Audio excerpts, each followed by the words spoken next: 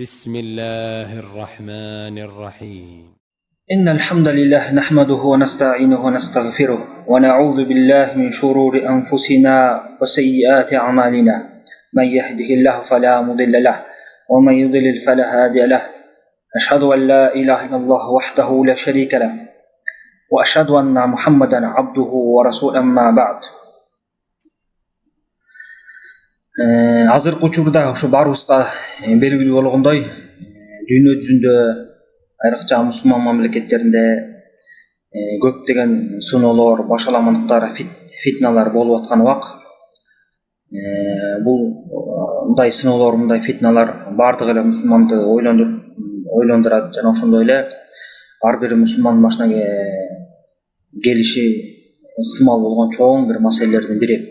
Албетте биздин динибиз таза ислам дини, биз дагы ушундай нерселерди эскертип кеткен.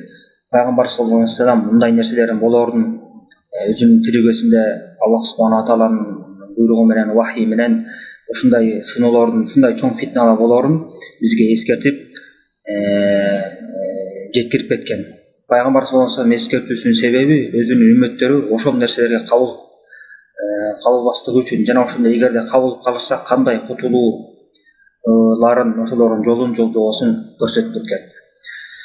Мына ошол эки пайгамбар саллаллаху алейхи вассаламдын айтып кеткен ошо фитна жөнүндө хадистердин бири Абу Хурайра аттуу сахаба Бухари, Муслим китебинде келген хадисте пайгамбар саллаллаху алейхи вассалам мындай деп айтат: "Сатакуну фитан".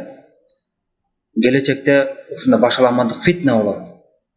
Al-qa'idu khayru minha, al-qa'idu fiha khayru min al-qa'id.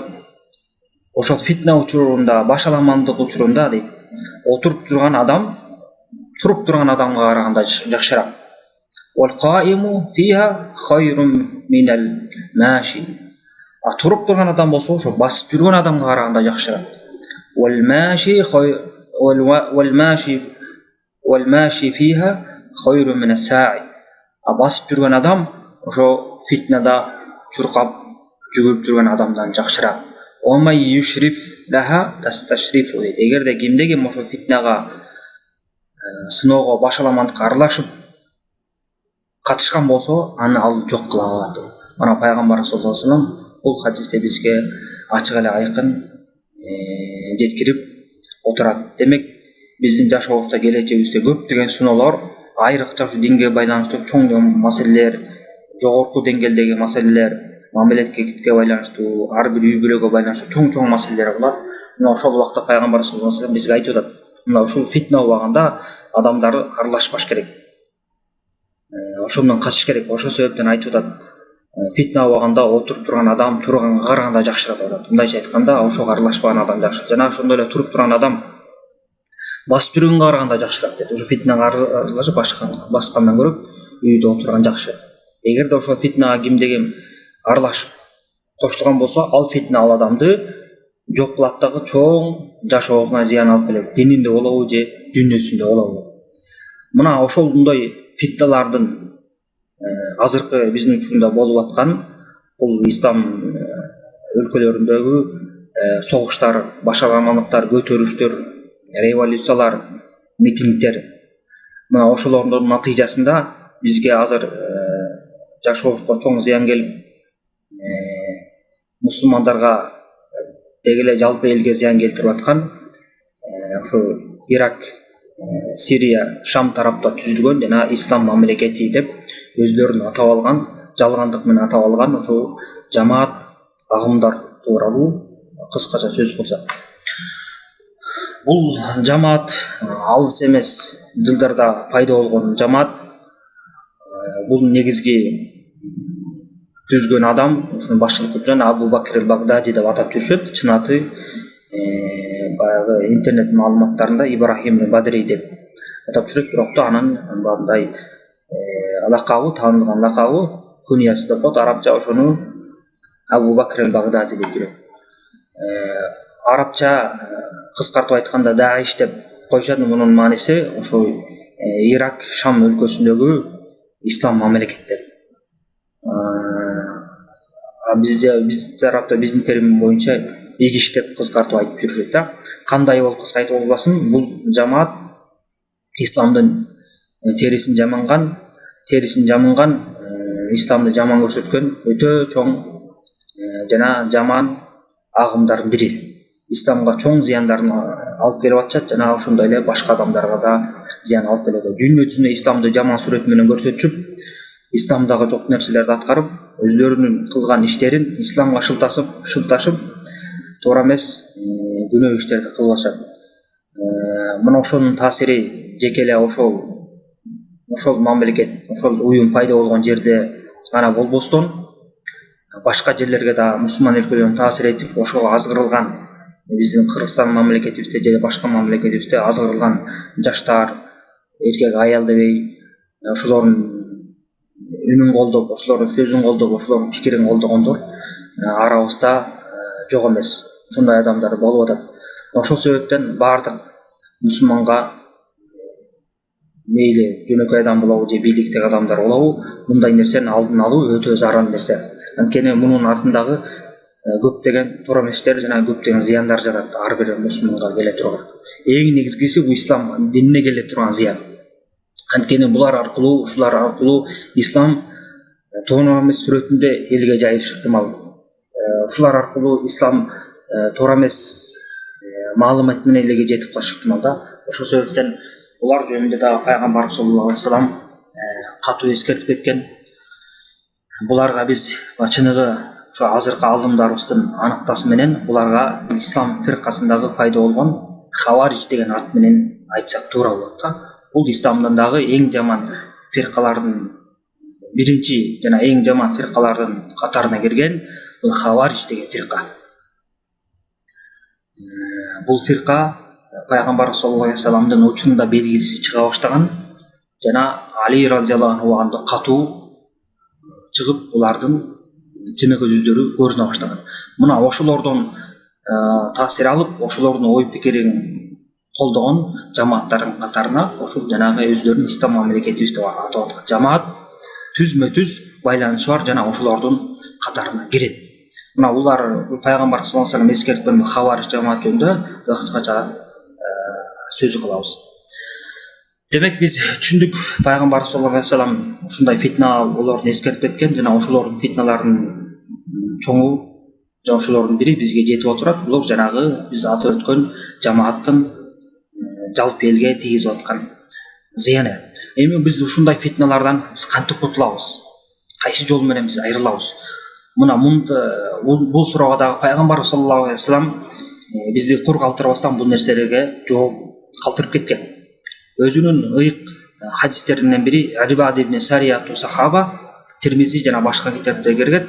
Ошол киши бизге мындай деп баяндайт. Пайгамбар саллаллаху алейхи вассалам бизге аябай таасирлүү хутба баян жасады. Ошол хутбадан биз таасирленип, көзүбүзгө жаш алып, жүрөгүбүз эзилди. Ошол кезде биз пайгамбар саллаллаху алейхи вассалам айттык: "Эй Алланын элчиси, ушул кылган хутбаңыз акыркы хутбаларга окшоп турат.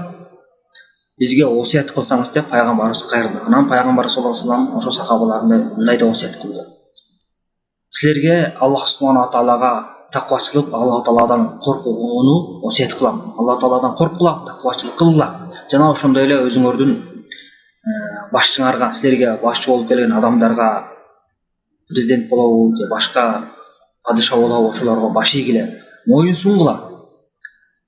Эгерде сиздердин араңарда кимде-ким ошо менден кийин бул жашоо жашаган болсо, көптөгөн талаш тартыштарды көрөт. Диндеги талаш тартыштар.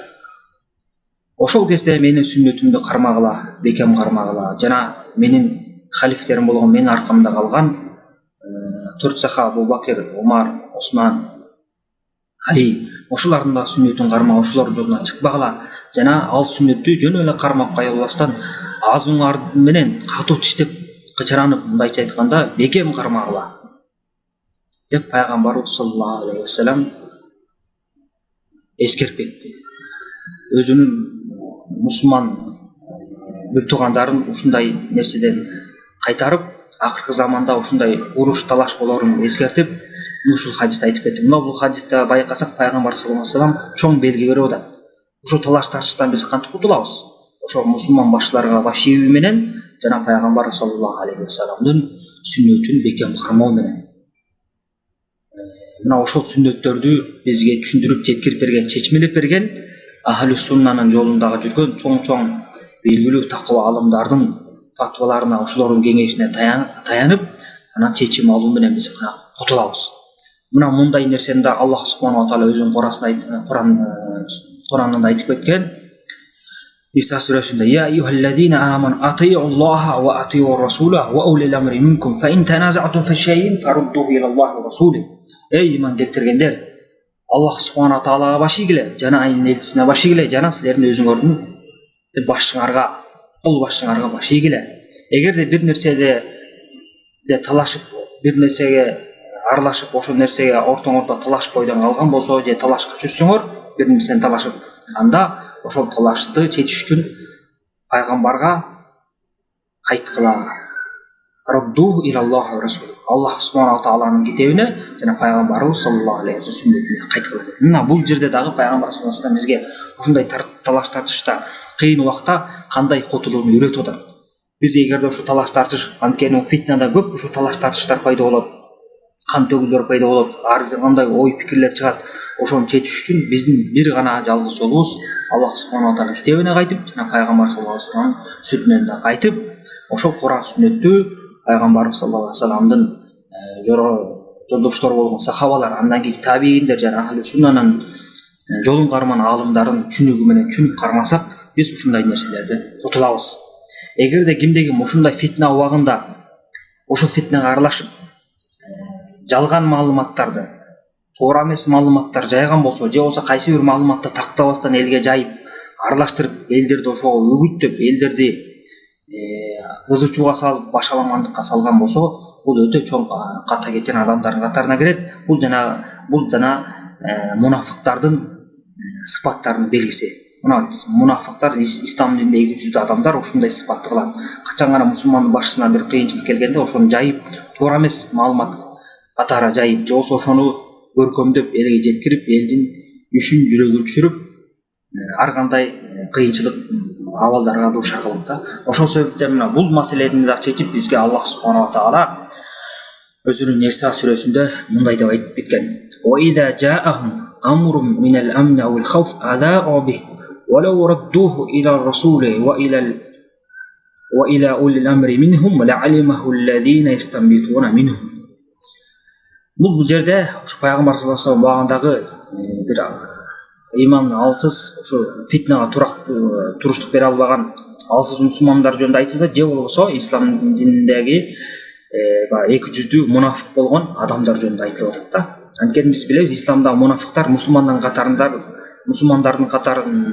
катарында мусулман болуп эсептелинет, бирок алар ички дүйнөсүндө, ички иманда алар кафир болуп эсептелинет да. Бирок сырткы келбетинде биз аларды мусулман деп эсептейбиз. Ошолор жөнүндө Аллах субханаху ва таала айтып атат, ошолордун кылган кылыктар жөнүндө. Аларга бир кабар келген болсо, "Ва иза жаахум амрун минал амли авил хауф", ушу мусулмандарга байланыштуу бир сүйүнүчтүү кабар болгон болсо, бир жакшы кабар болгон болсо, же болбосо мусулманга байланыштуу бир коркунучтуу кабар болгон болсо, ошону алар жайып жиберишет, элге таратып жиберишет. Эгерде ошол кабарды элге жайбастан пайгамбар саллаллаху алейхи ва саллям кайтарып, же болбосо өзлөрүнүн арасынан чыккан акыл эстүү, түшүнүктүү, же болбосо кол башчыларына кайтарган болсо, мына ошолор адамдар түшүнүшмөк эле, аларга чечмелеп беришмек деп. "Валау раддуху ила расули ва ила улил амри минхум лa'алимаху аллазина ястанбитуна минхум." Мына ошондой адамдар гана ошол эки маалыматты, ошондой акыбалды туура чечмелеп, туура түшүндүрүп элге жеткиришмек деп.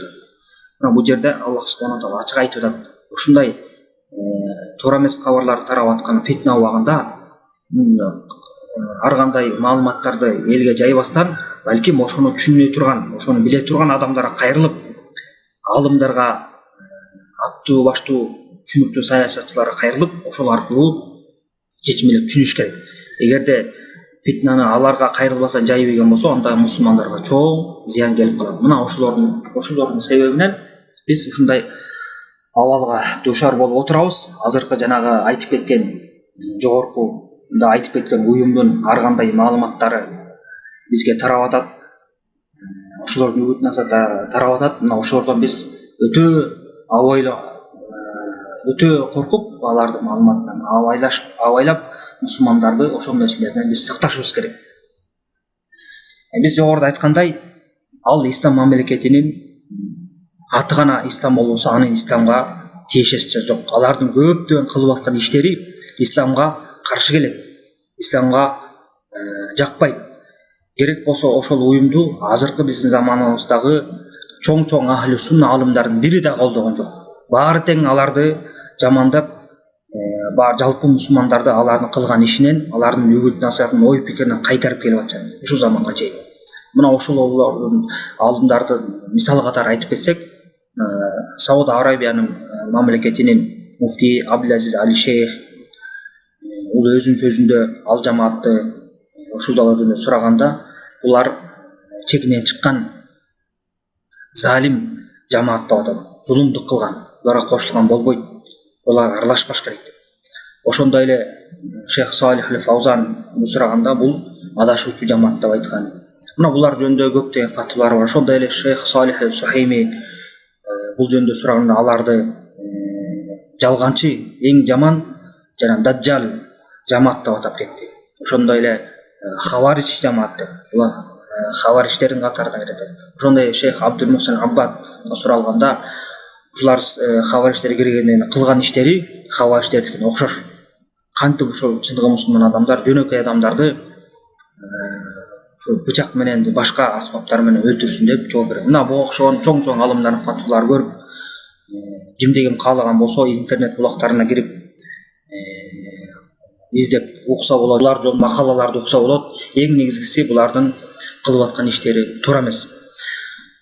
Буларды биз кантип билсек болот? Булардын кылып аткан ишинен эле байкасак болот.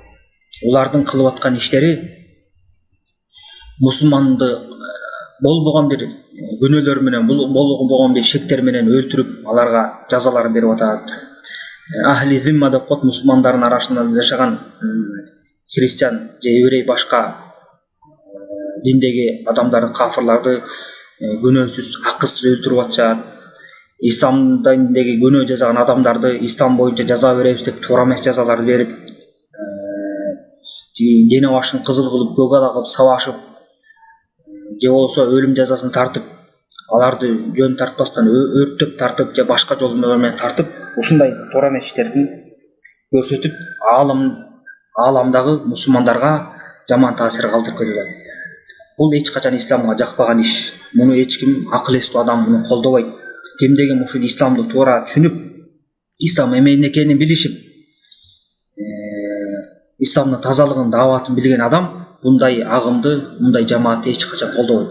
Ким гана колдош ыктымал, эгерде кимде ким билимсиз, исламда маалыматы жок, же болбосо исламда жүрүп, ушу исламдагы чыныгы аалымдардан сабак албаган, ошолордун алдында тизе чөгүп отуруп, таалимин алып, насихатын албаган, ахли суннанын акыйдасын жакшы түшүнбөгөн адамдар алданып, ошого кетиши ыктымал.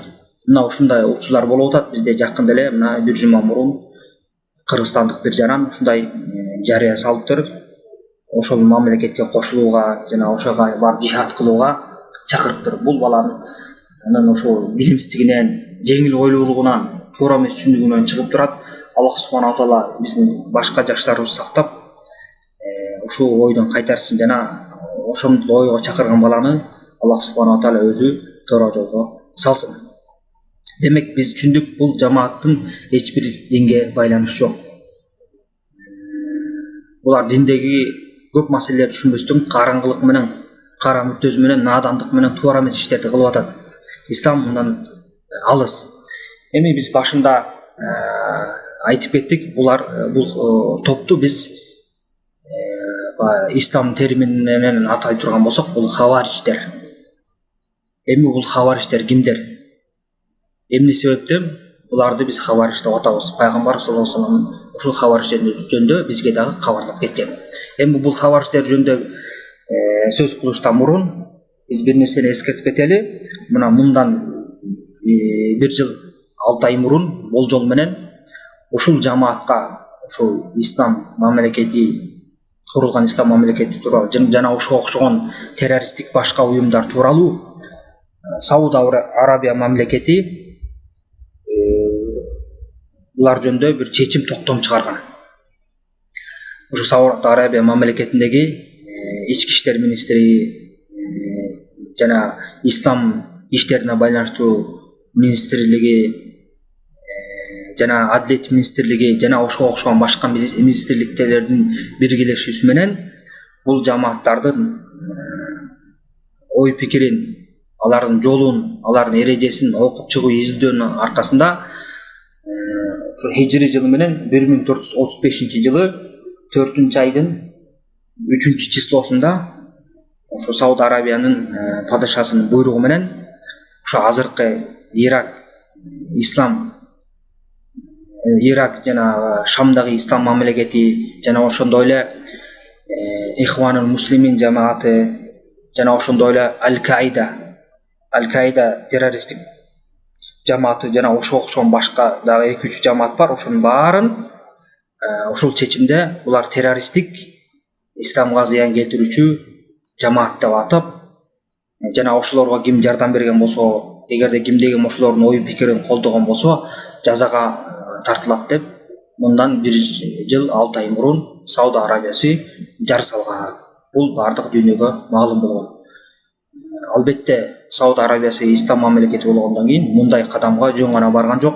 Муну изилдөөнүн аркасында, кеңешүүнүн аркасында ушундай кадамдарга барып атат. Анткени бул жамааттардын, айтылып кеткен жамааттардын зыяндуулугу баарыбызга эле жана керек болсо жалпы ааламга белгилүү. Мына ислам мамлекети жана ошондой эле Аль-Каида жана айтып кеткендей эле булар эң чоң зыян келтирүүчү жамааттардын бири. Керек болсо ушу ислам жамаатынын башчылары жана ошондо катарындагы адамдар ошо Аль-Каидадан бөлүнүп чыккандар да. Булар башында ошо Аль-Каида террористтик уюм менен бирге болушчу. Анан келишпестиктердин аркасынан бөлүнүп чыгышкан, бирок да алардын негизги түпкү фундаменти, түпкү ойлору бир. Эч бир айырмасы жок. Ошол себептен баарынын өкмү тең бир, баары тең ислам терминин айтканда хавариш деп аталат. Бул жөнүндө ислам аалымдары айтып кетишкен, фатваларын берип кетишкен, кимде ким издеп карап окуп алса маалымат булактарынан таап алат. Мына биз жогоруда айттык, бул фирка бул хавариштердин катарына кирет деп. Эми пайгамбар саллаллаху алейхи ва саллям бул хавариштер жөнүндө эмне деп атап кеткен? Хавариштер бул пайгамбар саллаллаху алейхи ва саллям убагында айтпадык, мына пайда бола баштаган, ошолордун белгиси чыккан да. Абу Саид аль-Худри деген чоң сахаба, ошонун убагында пайгамбар саллаллаху алейхи ва саллям убагында ошол сахаба бизге ошол окуяны айтып берип атат. Бир күнү пайгамбар саллаллаху алейхи ва саллям өзлөрүнө чогулган бир олжону бөлүп аткан кезде бир Зул Хавайсира деген бир адам келип пайгамбар саллаллаху алейхи ва саллям айтат: "Эй Мухаммад, адилеттүүлүк менен бөлгөн" дейт олжолорду. Ошондо пайгамбар саллаллаху алейхи ва саллям ачуусу келип, эгерде мен адилеттик кылбасам, ким адилеттик кылам дейт. Ошол кезде пайгамбар саллаллаху алейхи ва саллям жанында турган сахабалар: "Аллахнын элчиси уруксат бериңиз, башын кыйып салалы" дейт. Пайгамбар саллаллаху алейхи ва саллям: "Жок, антпегиле" деп тыйып коет. Анан ошол адам кайрылып кетип бараткан кезде пайгамбар саллаллаху алейхи ва саллям айтат: "Мына ушул адамдын аркасынан ушуну колдогон адамдар болот. Силер ошолор адамдардын арасынын жанында өзүңөрдүн окуп аткан намазыңарды намаз деп ойлобой каласыңар, орозоңорду орозо деп ойлобой каласыңар, окуган Кураныңарды окудук деп ойлобой каласыңар. Мындайча айтканда, алардын окуган намазынан, кармаган орозосунан, кылган ибадаттарынан өтө таң каласыңар. Ушунчалык ибадат кылышат, Куранды окушат, бирок да ал Курандар, окуган Курандары пайдасы болот, алардын жүрөгүнө жетпейт. Кекиртектеринен жана акыректеринен ары өтпейт" деп пайгамбар саллаллаху алейхи ва саллям айтып кеткен. Жана ошондой эле ошол адамдар мусулмандарды өлтүрүшөт дагы, кафырларды, бутпарастарды таштап коюшат, өлтүрбөйт. Эгерде мен ошолорго жеткен болсом, ошолорду мен көрүп калган болсом, аларды Аат кому кандай жок кылынып талкаланган болсо, мен ошондой аларды Аат комундай кылып талкалап жок кылмакмын деп пайгамбар саллаллаху алейхи ва саллям ушундай катуу сөздөр менен айткан. Мына бул пайгамбар саллаллаху алейхи убагындагы белгилеринин бири. Андан кийин ошо Али разияллаху анху убагында булар катуу күчкө келген. Али разияллаху анху убагында булар көтөрүш жасап Алиге каршы турушкан. Булардын эң чоң элдерди алдаган бир себеби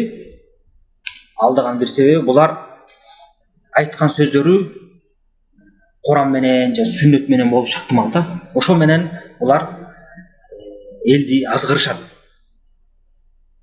Элди ошо менен алдашат. Ошол себептен Али разияллаху анху пайгамбар саллаллаху алейхи вассаламдан уккан хадисин бизге мындай деп баяндайт. Акыркы заманда ушундай коом келе баштайт. Өздөрү жаш, акыл эси тайкы сүйлөгөндө эң жакшы сөздөрдү сүйлөшөт. Элге жагымдуу. Бирок да алар исламдан ошо жанын огу кайсы бир нерсеге тийип, ошондон тез нар жагына чыгып кеткен сыяктуу динден ошондой чыгып кетишет. Алардын иманы кекиртектеринен нары өтүшпөйт. Эгерде аларга жолуксаңар, аларды өлтүргүлө, алардын өлтүрүүдө чоң ажыр бар деп Али разияллаху анху пайгамбар саллаллаху алейхи вассалам убагында айтып кеткен. Андан кийинки дагы бир хадисте пайгамбар саллаллаху алейхи вассалам айтат, ушу муслимде келет. Ал-хавариж килабун нар дейт. Хавариштер бул тозоктун иттери дейт. Жана ошондой эле башка хадисте шаррул халqi вал халиqa, бул адамзаттын эң жаман адамдар. Деги эле жалпы жандыктын жамандары деп пайгамбар саллаллаху алейхи вассалам ушундай деп эскерип кеткен. Мына ушуга окшогон көптөгөн хадистер бар. Бул жөндө пайгамбар саллаллаху алейхи вассалам өзү сахабаларына эскертип кайтарып кеткен. Ошол себептен биз ошо азыркы чыгып аткан жамаатты биз ошо хавариштердин катарына киргизебиз. Анткени хавариш жөнүндө айтылган сыпаттар буларда толугу менен бар. Биринчиден алар көптөгөн мусулмандарды өлтүрүп атышат. Пайгамбар жана айтып кетти, мусулмандарды өлтүрүшөт дагы башка нерсе коомду таштап коюшат. Ибадатты катуу кылышат. Мына булар ибадатчыл болот. Курандан сүйлөйт. Куран жөнүндө аят айтат. Ошол кезде пайгамбар саллаллаху алейхи вассаламдын сахабасы Али разияллаху анху убагында катуу уруш болуп аткан убакта булар Алиге эмне деп каршы чыккан? Али разияллаху анхуну булар ислам менен өкүм жүргүзбөйт, Куран менен өкүм жүргүзбөйт деп жалган жалак айтышкан да. Алар мындай деп уран коюшкан. Баардык өкүм Курандын негизинде болуш керек деп. Ошол кезде Али разияллаху анху алардын ушундай деп айтып аткан сөзүн угуп, бул чын сөз деп айткан. Чын сөз, бирок да булар ушу чын сөзү менен жалганды каалап атышат деген. Калимат хаккин урида бихил батил. Чын сөздү айтты, бирок да ошонун аркасында жалган турат деген. Булардын ошол себептен мындай айтканда ураны күчтүү. Исламды курабыз, исламды тирилтебиз деп элге ушундай жарыялашат, бирок да алар чынында исламды практика жүзүндө эч качан жакшы аткарышпайт. Ошол себептен пайгамбар саллаллаху алейхи вассалам башка хадисинде, ошо муслимде эле келген хадисинде мындай деп айтат. Яқраунал Кур'ана яхсабун анна лахум ва хува алейхим деп. Куранды окушат, окуп ойлошот, ошол Куран биз үчүн далил болуп, биз үчүн эреже болуп берет деп. Бирок да тескерисинче Куран алардын үстүнөн далил болот, аларга каршы турат деп пайгамбар саллаллаху алейхи вассалам айтып кеткен. Анан ошондой эле булардын бир белгилеринен чоң белгилеринин бири булар чоңдорду, аалымдарды сыйлашпайт. Аларга орой мамиле жасат. Жана пайгамбар саллаллаху алейхи вассаламдын убагында болгон окуяны айтып кетпедикпи? Бир адам келип пайгамбарыбызга адилеттүүлүк кыл, таквачылык кыл деп пайгамбарыбызга орой сүйлөгөн. Мына бул пайгамбарыбызга сыйлабастан ушундай сөздөр айтат. Азыркы ошо жамааттын топтору дагы мүчөлөрү да ушундай сөз сүйлөшөт. Бардык мусулман башчыларын кафырга чыгарышат. Жана алымдар сыйлабайт. Алымдар адилетсиз, өкмөттүн алымдары азыркы учурду билишпейт, түшүнүшпейт деп ушундай жаман сөздөрдү айтып, элдерди алымдардан бурганга аракет кылышат да. Жана ошолордун бир ыкмаларынын бири булар алымдардан элди кайтарат дедиге. Мына ошондой учур бул Али разияллаху анху убагында да болгон. Али разияллаху анху ошо хавариштер менен күрөшүп, алардын фитнасы катуу жайыла баштаганда Ибн Аббас аттуу сахабаны алар менен сүйлөшүүгө жиберген. Ибн Аббас ошо алар менен сүйлөшүүгө барган кезде алар эмне деп айтышты? Аллах субханаху ва таала Құранда Құрайыштер жөнінде балхум қаумун хасимун деп айтады да. Құрайыштер бұл шындықты қабыл албайлы таласып тартыша берген қауым деп баяндайды. Ибн Аббас бұл Құрайыш урусынан болған.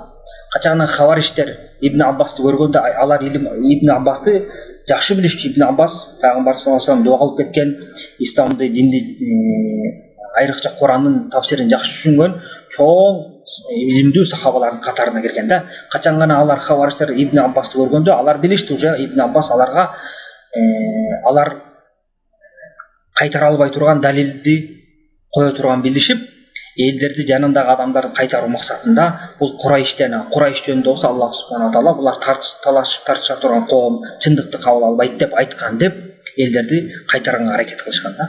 Мынау ошол сияқты эле азыркы убакта кайсы бир жерде кайсы бир чоң алым ушул чоң маселелерге байланыштуу же жихадка байланыштуу фатваларды берген болсо, алар эмне деп айтат? Булар алымдар билишпейт, түшүнүшпейт. Булар өкмөттүн, акчанын, бийликтин алымдары. Буларды укпагыла. Биз чыныгы динди жеткирүүчүбүз деп элдерди мына ушундай жол менен бурганга аракет кылышат. Мына ошого окшогон сыфаттар менен булар белгилүү алымдарды угушпай четке кашат. Жана тегеретесинде топтоп алганын баары жана Али разияллаху анхунун хадисинде келгендей, жаш курактагы акыл эси тайкы балдар, кызуугандуулукка, эмоция калдырган балдардын баарын топтоп алышкан. Каалаган нерсесин кылышат, каалаган буйрукту аткарышат. Европадан болобу же башка араб өлкөсүнөн же Азиядан болобу ошо окшогон көбүнчө кетип аткан балдар бар, жаш.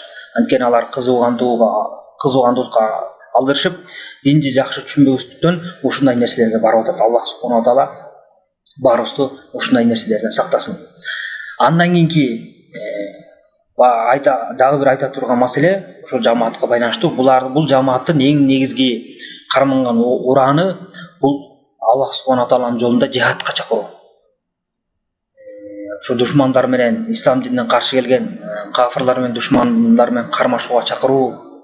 Ошол себептен жанагы бул мамлекетке, бул жамаатка кошулууга үндөгөн баары ушул халифатка көчкүлө, ошого баш ийгиле, ошонун башчысына ошолор аркылуу жихад кылабыз деп чакырып аткан себеби ошондой. Бул дагы исламдагы ибадаттардын эң жакшысы болгон жана жакшы ибадаттардын катарына кирген бул жихад маселесин түшүнбөгөндүктөн көптөгөн жаштар буга азгырылып атышат. Ошол себептен биз исламдагы жихад маселеси эмне экенин да кыскача айтып кетели. Албетте бул исламдагы жакшы ибадаттардын бири бул Аллах субхана тааланын жолунда жихад кылуу. Жихад деген эмне? Жихад деп бул кимде ким ошо диндин жайылышына тоскоолдук кылып, динге өзү кирбейт же башкаларды да киргизбегенге тоскоол болуп, Аллах субхана таала динине каршы келген душмандарга жооп катаруу, ошолордун мизин кайтаруу Аллах субхана таала бизге ибадат катары берген бул согушууну жихад деп айтат. Жихад эки түргө бөлүнөт. Жихад деп коргонуу жихаду деп коет, жана талап кылуу жихады. Талап кылуу деген ошо кимде ким динди жайылтууга кайсы бир өлкөгө барып даават кылганда ошол өлкөнүн бийликтери же башка нерселери динге каршы кылып элди динине тийган болсо, биринчи даават кылып исламга киргиле дейт. Ислам кирбесеңер Аллах субхана таала буйруган жизия деп коет. Мындайча айтканда исламдагы налог ошону кабыл кылат. Эгер аны кабыл кылбасаңар, анда согуш ачабыз деп буйруйт. Эгерде буга экөөнө тең башыбай койгон болсо, ошол адамдарга ислам мамлекетинин башчысы, мусулман башчысы өзүнүн аскерлери менен аларга согуш ачат. Муну талап жихад деп коет. Экинчиси бул коргонуу жихад. Кайсы бир өлкөнүн, кайсы бир коомду, мусулман коомун кайсы бир душман басып кирген болсо, ошону коргонуу иретинде аларды кайтаруу максатында колдонгон жихадын даф деп коет. Жихадын коргонуу жихад дейт. Эми бул жихадка байланыштуу көптөгөн эрежелер бар, көптөгөн адептер бар. Биз айтып кеттик, бул ислам Аллах субхана таала бизге буйруп берген исламды сактай турган бир чоң ибадаттан бири. Бул жөнүндө ислам динине көптөгөн жихадты мактай турган аят хадистер келген. Ошолордун бири Аллах субханаху таала мындай деп айтат: "Важахиду би амваликум ва анфусикум фи сабилилlah." Өзүңөрдүн жаныңар менен жана мал мүлкүңөр менен Аллах субханаху тааланын жолунда согушка чыккыла, жихадка чыккыла. Жана башка аят Аллах субханаху таала айтат: "Я айюхаллазина аману хал адуллукум ала тижаратин тунжикум мин азабин алим ту'минуна биллахи ва расулихи ва туджахидуна фи сабилилlah ва туджахидуна фи сабилилlah би амваликум ва анфусикум заликум хайру лакум ин кунтум та'ламун." Келтиргенде силерге ушу пайдалуу сооданы үйрөтөймү? Аллах субханаху тааланын азабынан куткара турган сооданы үйрөтөймү? Ал кандай соны? Ту'минуна биллах, Аллах субханаху таала иман келтиресиңер, жана анын пайгамбарына иман келтиресиңер, жана Аллах субханаху тааланын жолунда согушка чыгасыңар жаныңар менен жана мал мүлкүңөр менен. Заликум хайру лакум. Ушул айтылган нерсе силер үчүн жакшыраак эгер биле турган болсоңор деп Аллах субханаху таала айтып кетти. Жана ошондой эле пайгамбар саллаллаху алейхи вассаламдын Анас ибн Малик атту сахаба айтуусундагы хадисинде пайгамбар саллаллаху алейхи вассалам мындай деп айтат: "Ла гадватун фи сабилилlah ва раухатун хайру мин ад-дуnya ва ма фиха." Ушу Аллах субханаху тааланын жолунда таң аткандан күн чыкканга чейин убакытта болуу, же болбосо түштөн кийин кечки убакытка чейин болуу эле бул дүйнөдөн жана дүйнөдөгү эмне бар болсо ошол нерселерден жакшыраак деп атат. Мына ошого окшогон хадистер өтө көп. Бул исламдагы жихад маселеси бул бар. Жихадты эч ким кайтара албайт. Жакшы ибадаттардын бири. Бирок то эң биле турган, айта турган нерсе, жихад бул башка ибадаттар сыяктуу эле өзүнүн эреже шарттары бар. Мисалы биз намаз окуйбуз, орозо кармайбыз, зекет кармайбыз. Биз ошо намаз окуш үчүн, орозо кармаш үчүн, зекет бериш үчүн сөзсүз түрдө динде келген эрежелерди, таалимдерди үйрөнүп, анан ошол аркылуу ушул ибадаттарды аткарабыз. Намаз окуш үчүн дарат алыш керек, кыбланы караш керек, кийим таза болуш керек, жер таза болуш керек. Ошол шарттары бар, өзүнүн эрежелери бар. Эгерде кимдеги ушул эрежелерди кудуреттүү болуп туруп аткарып койгон болсо, анан Аллах субханаху таала анын намазын кабыл кылбайт. Мына жихадтагы ошол сымал. Сөзсүз түрдө мунун эреже шарттары бар. Муну билиш керек, түшүндүрүш керек. Кимдеги муну билбеген болсо, жихадтагы түшүнүгү начар болот дагы, туура эмес маалыматты элге жеткирип коюшу толук ыктымал. Мына ошол жихадтын эң негизги шарттарынан бири, эми көптөгөн шарттар бар, башка адептер бар, жакшы адептер. Аны айтсак көп сөз уланып кетет. Эң негизги шарттарынан бири жихад кыла турган мамлекеттин, ошо мусулмандардын сөзсүз кудурети болуш керек. Мүмкүнчүлүгү болуш керек. Ошол кафырларды, дин душмандарын кайтарганга. Эгерде кимдеги мүмкүнчүлүгү болбосо, андага жихад кылган болбойт. Аллах субханаху таала айтат: "Ла юкаллифуллаху нафсан илля вусаха." Аллах субханаху таала өзү мүмкүнчүлүгү келбеген, көтөрө албаган нерсени элдерге же ар бир жанга арз кылып мойнуна жүктөбөйт. Жана ошондой эле пайгамбар саллаллаху алейхи вассалам өзүнүн Мекке доорунда динди таратып аткан убагында, дин жаңы жайылып аткан убакытта алар алсыз эле, мусулмандар аз эле. Ошол себептен Аллах субханаху таала аларга парыз кылган эмес. Пайгамбар саллаллаху алейхи вассаламдын көз алдында көптөгөн сахабалары кыйноого дуушар болуп, көптөгөн сахабалары көз жумушкан. Бирок да пайгамбар саллаллаху алейхи вассалам колунан эчтеке келбестиктен кафырларга каршы тура алган эмес. Бир гана өзүнүн сахабаларын сабырдуулукка үндөгөн. Мына бул кудурет шарты. Экинчи эң негизги шарттардан болгон бири, муну көптөгөн адамдар билишпейт, жаңылып жүрүшөт. Ошо жихад кылууда сөзсүз түрдө мусулман башчысынын уруксаты керек. Мейли жихад талап кылуу жихад болсун же коргонуу жихад болсун. Мусулмандын башчысы мейли президент болобу же падыша болобу же король болобу, ошонун сөзсүз түрдө уруксаты керек. Жана ошондой эле ата-эненин уруксаты керек. Эгерде ата-эненин болсо ошо мусулман башчысынын, президенттин уруксаты жок болсо, анда жихад кылганга болбойт. Бул маселени пайгамбар саллаллаху алейхи вассалам бизге чечип ачык айкын айтып кеткен. Пайгамбар саллаллаху алейхи вассалам сөзүнө каршы чыккан болот. Мына ошол хадис пайгамбар саллаллаху алейхи вассалам Бухари Муслимден айткан хадиси мындай деп айтат: "Ал-имаму джунна юqatalu min wara'ihi." Мусулмандын башчысы бул калкан сымал. Yuqatalu min wara'ihi. Ошол башчынын аркасында туруп гана согуш кылынат. Мындайча айтканда, мусулмандын башчысы бул калкан сымал. Мусулмандарды зыяндуулуктан, ошо согуштун зыяндуулугунан коргойт. Ошого жараша эрежелерди, тактикаларды түзүп, кандай согуш керек, кандай ыкмалар менен согуш керек, азыркы убакыт согушка ылайыктуу убакыт эмес, ошол гана четет. Мына ошонун аркасында гана согушулат. Жана ошо имамдын башчынын аркасында гана коргонулат. Эгерде ошол башчы Аллах субхана таалага таквачылык кылууга үндөгөн болсо, мейли ошо өзүнүн өкүмүндө же жихад кылып аткан убакытта, жана ошо адилеттүү болгон болсо, өзүнүн кылып аткан ишинде, мусулмандарды баштап жүргөн убакта, же болбосо жихадка буйруганда, же болбосо жихадты тыйган кезде адилеттүү болгон болсо, анда ошол адамга ошо кылган ишине жараша сооп жазылат. Эгерде ошо кылып аткан ишинде таквачылык кылбаса, адилеттүүлүк менен башкарбаса, адилеттүүлүк менен буйруп алган болсо, туура эмес кылган болсо, анда ошого жараша ишин алат деп пайгамбар саллаллаху алейхи вассалам ачык айтып кетти. Мына бул хадисте пайгамбар сөзү ачык айткан.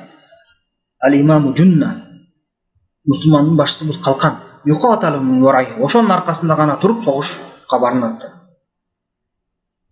Демек, бул маселеде биз оң жакка да, сол жакка да кетпешибиз керек. Пайгамбар саллаллаху алейхи вассалам ушул маселени чечип берген, биз ошону карманышыбыз керек. Мына бул маселени биздин ахли сунна алымдары пайгамбар саллаллаху алейхи вассаламдын убагынан кийин сахаба, табииндерден кийин ошо китеп жүзүнө түшкөн ахли суннанын акыйдасында бул маселе бекем белгиленип келген.